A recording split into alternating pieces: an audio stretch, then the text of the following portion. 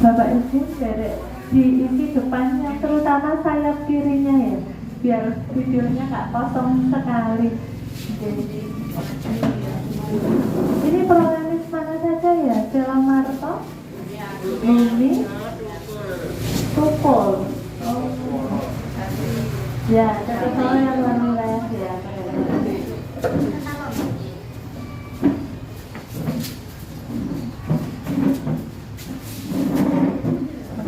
Bismillahirrahmanirrahim. Assalamualaikum warahmatullahi wabarakatuh. Yang saya hormati Bapak Ibu peserta Protagonis Kelas 3. Insya Allah hari ini kita akan refreshing kembali mengenai diabetes mellitus secara umum dulu. Jadi biasanya kemarin kita sudah yang tentang faktor resiko, diet, manfaat olahraga. Nah sekarang saya akan reminder lagi karena sudah 1 semester ya, ini sudah bulan ke-7. Nanti saya akan reminder lagi kenapa seseorang kena diabetes, bagaimana mencegah komplikasinya, begitu. Mudah-mudahan Bapak Ibu semua dalam keadaan yang sehat. Nanti sebelum konseling, sebelum saya membaca hasil les, saya akan penyuluhan dulu supaya harapannya meskipun Bapak Ibu diabetisi tapi bisa memiliki kualitas hidup yang baik begitu. Bapak Ibu sudah perso ya bahwa diabetes mellitus itu merupakan kumpulan gejala pada seseorang yang ditandai dengan peningkatan kadar gula darah. Pasti ada pertanyaan, kenapa kok kadar gula darahnya tinggi? Kenapa si B nggak tinggi? Kenapa si A kok kadar gulanya tinggi? Begitu. Apa yang menyebabkan kadar gula panjenengan tinggi? Karena pada diabetes itu kekurangan hormon yang namanya insulin, sehingga nanti ketika cek HbA1c saya biasanya akan matur kalau HbA1c nya di atas 9, saya konsulkan penyakit dalam, pertimbangkan untuk penggunaan insulin begitu. Nah jadi orang terkena diabetes yang ditandai gula darahnya tinggi karena dia kurang hormon insulinnya. Jadi penyebabnya adalah kekurangan hormon insulin, baik itu absolut maupun relatif. Jadi di tubuh kita punya suatu hormon yang namanya insulin. Kalau insulinnya rusak atau jumlahnya kurang, menyebabkan gula darahnya jadi tinggi. Nah, nanti akan saya bahas bagaimana supaya insulinnya itu kerjanya aktif, begitu ya.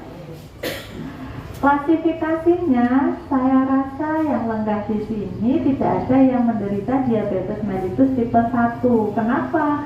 Karena terjadinya bukan pada anak-anak, balita, remaja dulu nggak kena diabetes. Pada remaja waktu balita maka ibu disebut diabetes tipe 2. Jadi terjadinya sudah dewasa. Diabetes gestasional itu diabetes yang terjadi waktu hamil. Makanya sekarang ibu-ibu hamil semua dicek gulanya. Jangan dia kadang-kadang ya Mbak. Oke. Faktor resikonya apa? Faktor resiko itu bukan penyebab ya. Jadi meskipun memiliki faktor resiko, tapi belum tentu nanti dia diabetes. Nah, faktor resiko itu ada yang bisa diubah dan tidak bisa diubah. Yang tidak bisa diubah seperti apa? Ras, etnik, riwayat keluarga, DM. Saya punya almarhumah ibu saya DM, saya nggak bisa milih ibu saya kok jangan diabetes gitu, nggak bisa. Karena jadi faktor resiko dari riwayat keluarga diabetes. Otomatis saya punya, karena almarhumah ibu saya diabetes, saya punya faktor resiko diabetes juga. Nah, maka bagaimana ikhtiar saya supaya nanti tua tidak diabetes? Demikian juga dan Bapak Ibu yang lenggah di sini, pasti nggak pengen putranya diabetes toh? Nah, belum tentu putranya panjenengan nanti juga sepuhnya akan diabetes belum tentu, maka harus mengendalikan faktor-faktor resiko tadi. Atau riwayat melahirkan berat badan dulu bayinya lebih dari 4 kilo, ada yang dulu waktu hamil melahirkan lebih dari 4 kilo, dia benar ditimbang, jangan timbang. Kemarin ada yang jawabnya, jangan dia benar ditimbang. Oke. Nah itu faktor resiko yang tidak bisa diubah. Maka PR kita yang sudah gabungan gerah diabetes adalah mengendalikan faktor resikonya, berikhtiar begitu ya. Meskipun diabetes, tapi dia caranya biar gulanya terkendali. Satu yang bisa diubah kegemukan, bisa dong diubah. Kurang olahraga, bisa insya Allah tinggal mau sama enggak. Hipertensi bisa dikendalikan dan pola makan. Gejalanya ada 3 yang klasik: polidipsi, poliuri, polifagi. Apa itu? Banyak ketoyan, bolak-balik pipis. Ada yang mungkin perjalanan, bolak-balik tindak toilet, ketoyan, gampang rasa haus, terus ngunjuk, gampang ngelak malih. Kemudian polifagi, sudah dahar tapi kok ijek luwe ya. Nah itu nanti akan saya jelaskan kenapa kok mengalami seperti itu.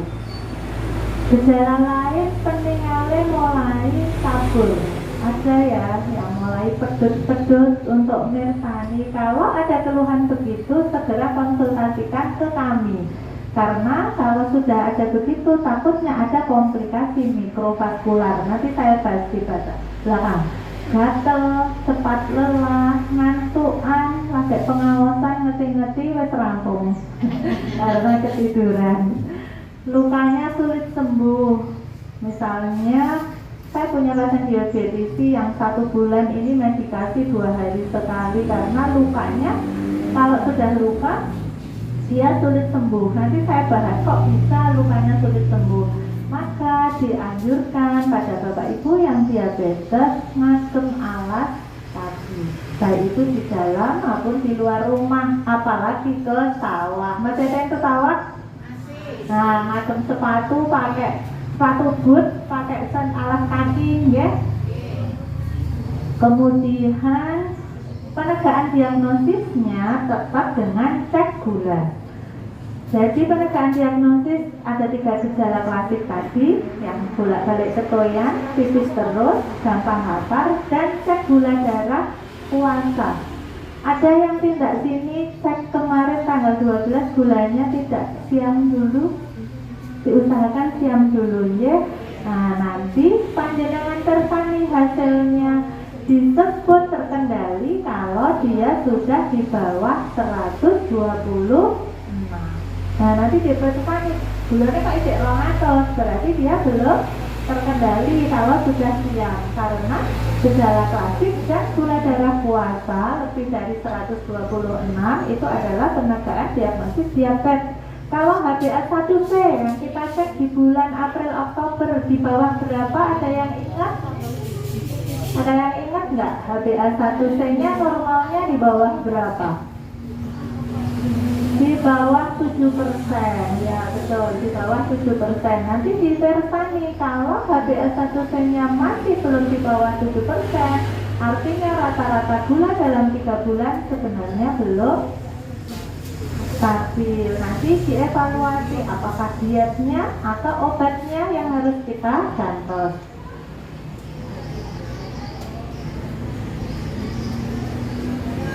Diagnosisnya dengan gula darah puasa, normalnya 70 sampai 99. Ini pada orang yang belum terdiagnosis diabetes.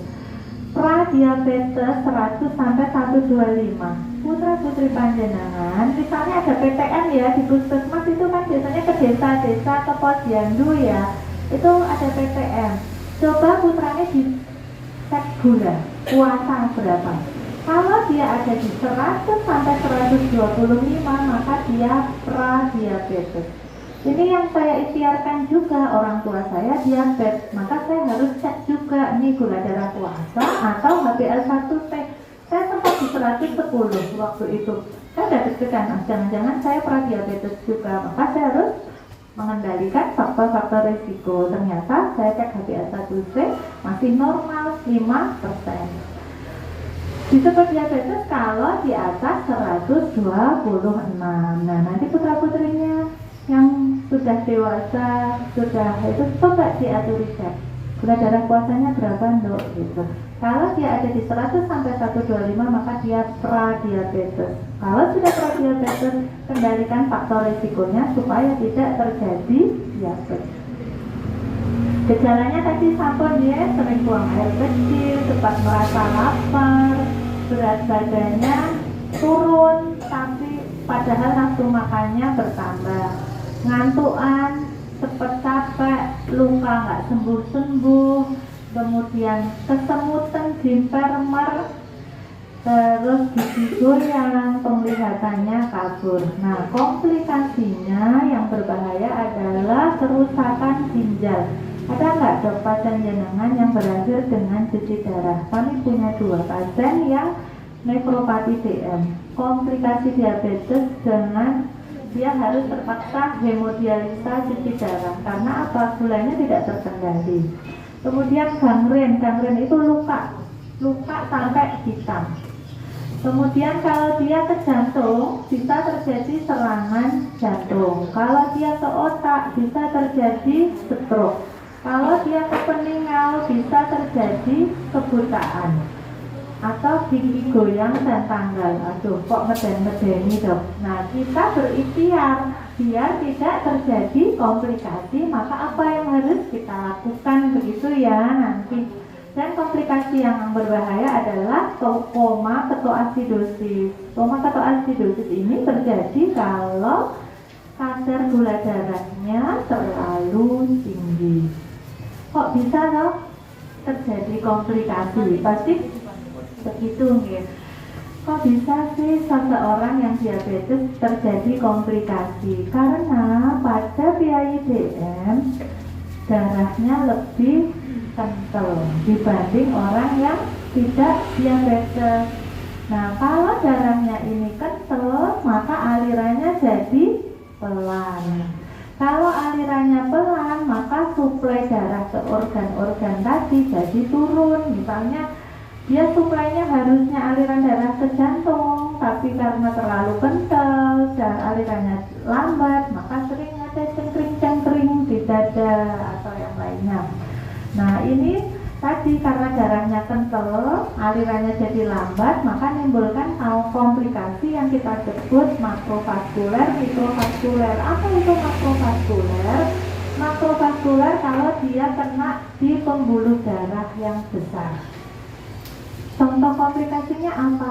Stroke, gagal jantung, gagal ginjal, koma. Itu kalau dia mengenai pembuluh darah besar.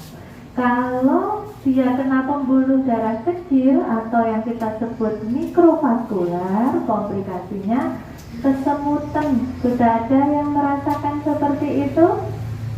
Kesemutan, berarti dia sudah ada komplikasi di pembuluh darah kecilnya. Luka, gangren, hitam, kemudian kebutaan. Jangan sampai nunggu kebutaan. Peninggal sudah tidak ngemersani pun boten sekeco pedut, kita lakukan kontrol saja. Ngendikan nanti akan kami rujuk ke dokter mata untuk dipersani apakah ada retinopati DM atau tidak. Kalau iya, biar tidak terlambat. Jangan nunggu visusnya, peninggalnya baru untuk lambaian tangan atau lihat gelap terang baru lebih periksa gitu. Kalau sudah nggak sekejap, segera untuk konsul ke spesialis mata.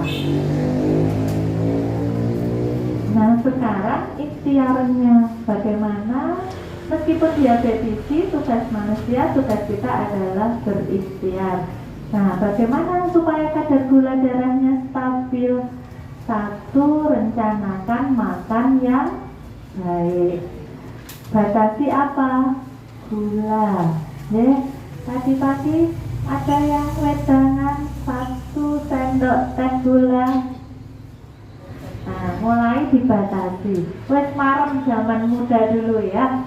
Batasi lemaknya. Yang diperbanyak konsumsi apa? Sayur, ya. Sekarang kalau dahar sayurnya 3/4 porsi. Latihan jasmani, olahraga. Kenapa harus olahraga? Kok olahraga toh? Emang efek ya? Nanti akan saya aturkan di belakang. Uji kadar gula darah berkala ini sudah diikhtiarkan sama Bapak Ibu yang lenggah di sini tiap tanggal 12 ya. Sudah panjenengan cek kadar gula darah berkala. Kontrol berat badan. Kontrol faktor resiko. Oh, sudah punya berat diabetes. Jangan sampai diperberat dengan tensinya ya melu tinggi, profil lemaknya melu kacau, misalnya kolesterol, trigliserid, LDL-nya dikendalikan. Kemudian kan di April Oktober dicek juga ya fungsi ginjalnya. Nanti urea kreatinenya masih normal atau tidak. Jangan sampai sudah berat diabetes masih diperberat dengan faktor resiko. Bagaimana daharnya? Tetap komposisi gizi seimbang, jadi tetap dahar karbohidrat, sayur, buah itu tetap dahar. Dan air putih berapa gelas Bu air putih sehari? 8 gelas minimal ya. Jadi jangan aku sudah diabetes, misalnya sudah diabetes terus nggak dahar apa-apa tambah lemas, tetap tapi diperhatikan kalori dan komposisinya. Karbohidrat tetap dahar. Kalau ibu milih roti, pilih roti tawar apa roti gandum? Roti yang gandum. Roti tawar indeks glikemik sama-sama nih roti tawar, yang satu putih, yang satu roti tawar gandum. Sepo ya nih roti tawar gandum, gak begitu enak. Tapi dia seratnya tinggi, indeks glikemiknya rendah. Ibu tindak ke toko atau ke swalayan atau kemana sih? Sama-sama kok pengen roti tawar mundur, yang roti tawarnya gandum. Begitu, gula pasir, gula jawa, stop. Bumbu pecel boleh nggak? Belum pecel agam gede jawi boten Bu. Ya. Jangan lombok, pakai gula jawa nggak? Dan terus nanti gula pasir. Oseng-oseng pakai kecap nggak? Bacet. Nah, bacet juga tidak boleh. Yang diperbanyak yang sebelah kanan sayur buah. Kenapa? Karena sayur itu seperti spons, dia akan menyerap. Beras merah, kalau yang terselok boleh dikombinasi teko ya. Beras merah saya nyoba ya belum begitu bersahabat ini beras merah. Jadi karbo sudah. Ibu tindak jagung. Di situ ada nasi, bihun, oseng, kentang, pergedel. Itu karbo semua ya. Kalau ibu pengen dahar bihun minyak, artinya di skip, jangan didahar. Jangan pengen kabeh yo nasi, yo bihun, yo kentang itu kan karbohidrat semua. Ibu pilih. Kalau sudah ambil nasi, bihunnya nggak usah. Atau sudah mau ambil bihun, nasinya yang di-skip gitu ya. Jangan sampai nanti bertemu dengan mie. Lodeh kentang itu kan juga karbo, dibatasi gitu. Kurang bejo icik ditambah lagi kalori kerupuk. Nah, gitu. Ya. Kalau itu sudah karbo, sekarang protein. Ibu kalau milih daging merah, daging putih, yang dipilih daging apa? Putih, alhamdulillah. Ya, jadi daging merah apa? Sapi, kambing, gitu. Nek bebek merah apa putih ya? Saya kurang paham. Ya, daging merah dibatasi, yang diperbanyak daging putihnya. Ikan, ayam, tahu, tempe, begitu. Dibatasi margarin. Nggak pernah saya masak margarin. Roti pakai margarin nggak Bu? Boleh pakai ya, berarti dibatasi rotinya. Ganti kerowokan. Ya gitu ya. Yang diperbanyak ini yang bagus alpukat, almond, tapi almond mahal ya. Ya alpukat itu bagus. Ini saya gambarkan. Sama-sama satu pulpen nasi dan bihun ya kalau di sini noodle untuk mie. Sama-sama 200 gram. Kalorinya tadi tadi nasi 350, bihun 175. Nah, maka jangan ditemukan bareng, dipilih-pilih ya. Nah, perencanaan makan orang diabetes tetap harus gizi seimbang. Bukan terus diabetes nggak boleh dahar apa-apa, tetap boleh, tapi diperhatikan komposisinya. Tadi ada karbo, ada protein, ada sayur, tapi dipilih yang indeks gulanya rendah. Kemudian cukup gizinya, jumlah kalorinya tadi seperti kerupuk, enteng, tapi kalorinya tinggi. Nah itu, jadi skip deh kalau kerupuk itu kerupuk keripik ya itu jam 7 dahar sarapan, malah mungkin ada yang subuh ya sudah dahar jam 7, jam 10 snacknya cari yang indeks glikemiknya rendah, kalau bisa sayur. Bisa kok masih jam 7 sudah sarapan, jam 10 kok mulai obor, harus dahar kan sayur boleh, buah boleh, kukus-kukusan boleh. Nanti jam 1 dahar siang, jam 4 konsumsi snack, jam 7 makan malamnya, jam 22, jam 10 katanya tarik lah ya, nggak usah snack ya.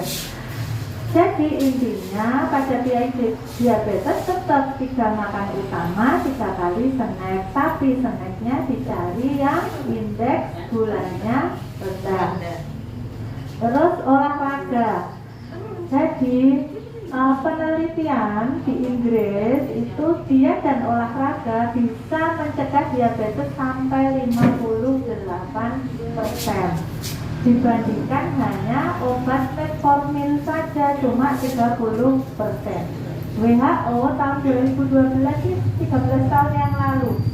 Olahraga merupakan salah satu pengobatan diabetes yang tidak boleh dilupakan. Jadi pada orang diabetes, nomor 1 diet, nomor 2 olahraga, nomor 3 obat. Tapi banyak yang salah, nomor 1 obat dulu. Nah, jadi ada urutannya, 1 pola makannya dulu, kedua olahraga. Dengan pola makan dan olahraga tidak terkendali maka obat. Jadi 3 pilarnya, bukan hanya obat saja. Kenapa toh kok harus olahraga? 1, dia memperbaiki usia biologi. Saya tidak mengatur umur Yosua, ya. Kalau Yosua kita sudah punya qadarullah, kita harus pulang kembali umur sekian ke Allah. Tapi usia biologisnya mungkin sama-sama 60 tahun, tapi akan berbeda kondisinya 60 tahun yang orang olahraga dengan yang tidak. Saya kadang amati kalau ke desa, beberapa itu ada yang kelihatan masih seger. Saya kadang tanya sama bidan desanya, itu kok masih seger banget, padahal ngitung wayang. Oh iya, itu dulu atlet voli, ada yang ngendikan gitu. Nah, jadi dengan olahraga itu usia biologi sel-selnya lebih awet muda. Kemudian yang kedua, peningkatan kepekaan sensitivitas insulin. Tadi saya matur, penyebab gulanya tinggi karena ada resistensi hormon insulin. Nah, dengan olahraga insulinnya jadi sensitif. Ibu bayangkan gembok dan kunci, saya biasanya menggambarkannya. Insulin itu kuncinya. Supaya dia aktif didorong dengan olahraga. Supaya apa? Kuncinya bisa buka gemboknya. Kalau insulinnya nggak aktif, maka gulanya hanya beredar di pembuluh darah, nggak bisa buka gemboknya lagi, sehingga gula tidak bisa masuk ke sel. Makanya diperlukan olahraga. Olahraga itu biar insulinnya aktif. Kalau insulinnya aktif, gulanya tidak beredar di darah, tapi akan masuk ke sel, sehingga pas dicek hasilnya bagus. Gambarannya begitu. Karena itu foto insulin, hormon insulin pasti bingung ya. Itu bayangkan gembok dan kunci tadi. Kuncinya adalah insulinnya. Supaya insulinnya bisa kerja, bisa aktif, didorong dengan olahraga. sehingga gemboknya kebuka, gulanya bisa masuk ke sel-sel. Kemudian olahraga juga memperbaiki fisik, emosi, dan spiritual. Bagi yang sering uring-uringan di rumah, maka banyak boleh olahraga sambil pikir-pikir. Memperbaiki tekanan darah, gula, dan lemak. Jadi beberapa PIDM ada yang selain diabetes juga tensinya tinggi ya. Tensi tinggi itu hipertensi kalau tensinya berapa, Bu? Nah, harus di bawah 140/90 ya, nanti kalau di tensi.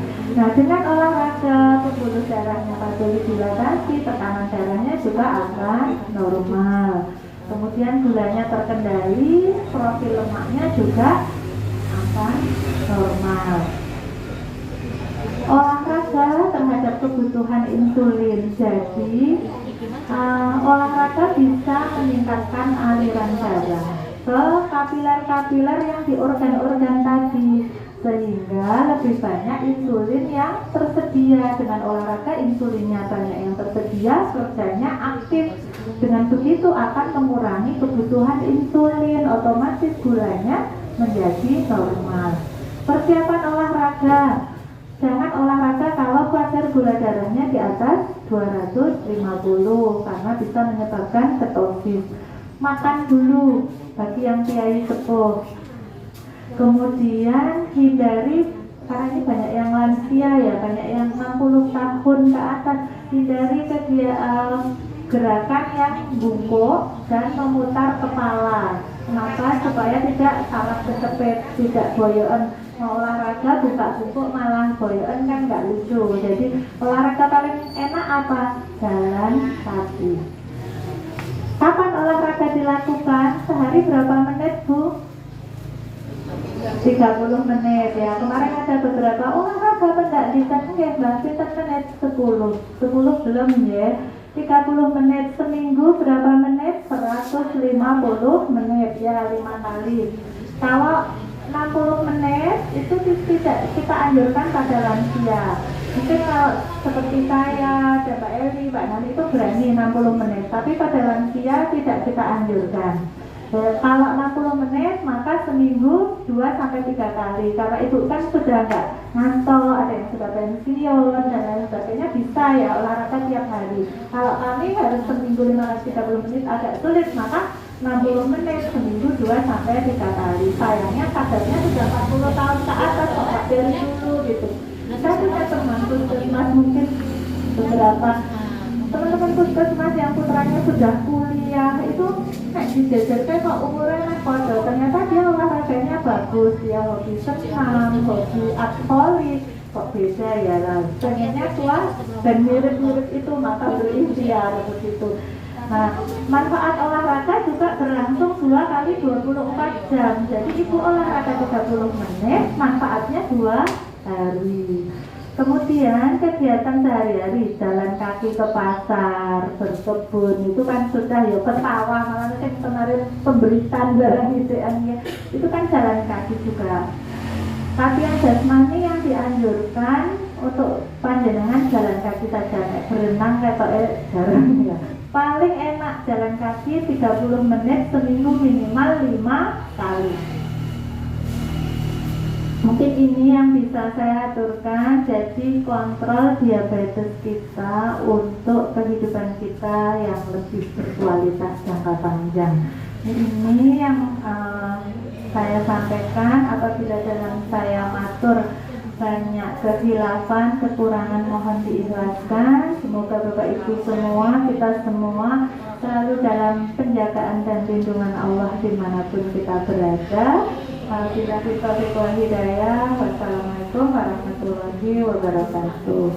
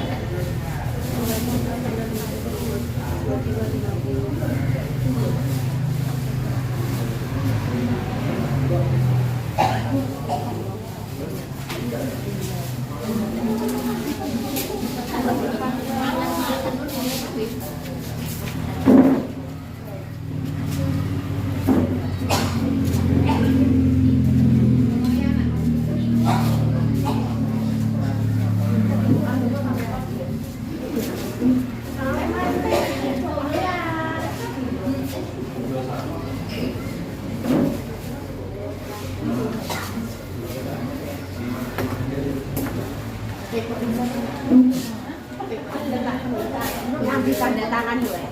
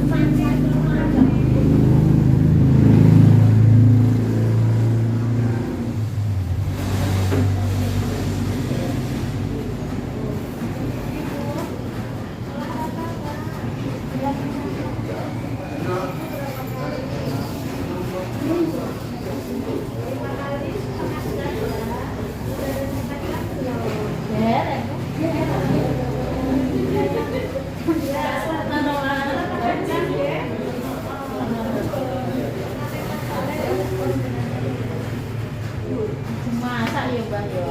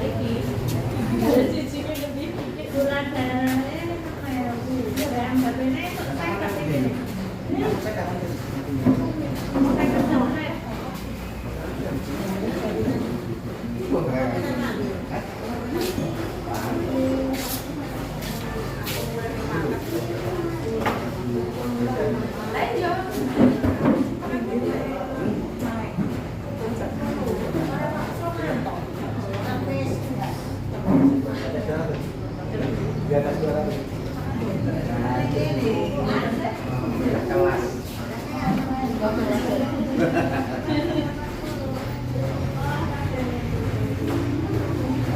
Besok mau beli gawe kan bukan mana.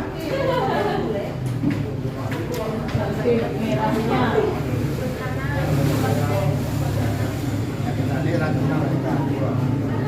Nanti besok itu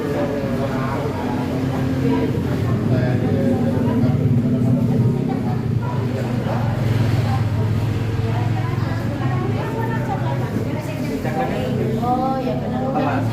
Telat. Kan kita pasti kalau misalnya jual Pak.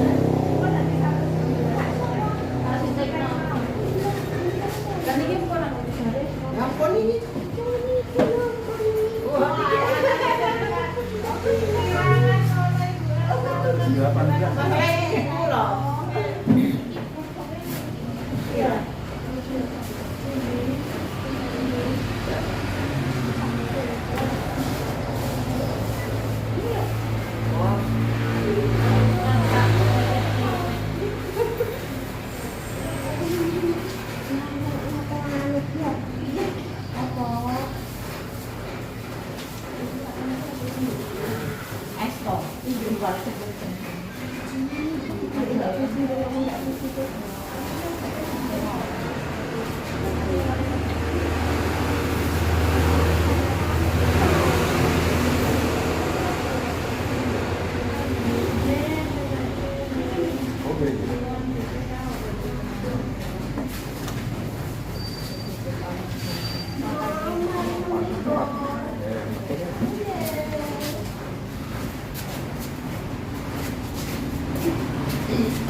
saya enggak.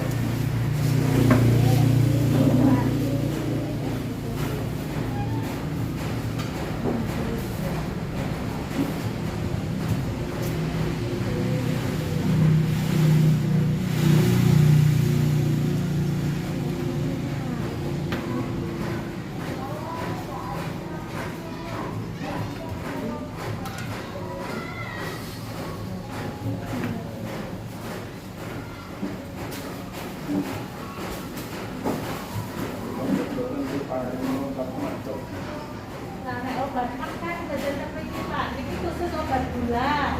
Nek jenengan mak, bisa nanti tanggung. Iki khusus nggih pengobatan diabetes. Asmane Pak Kartini. Halo. Halo Pak. Salam. Pak Buat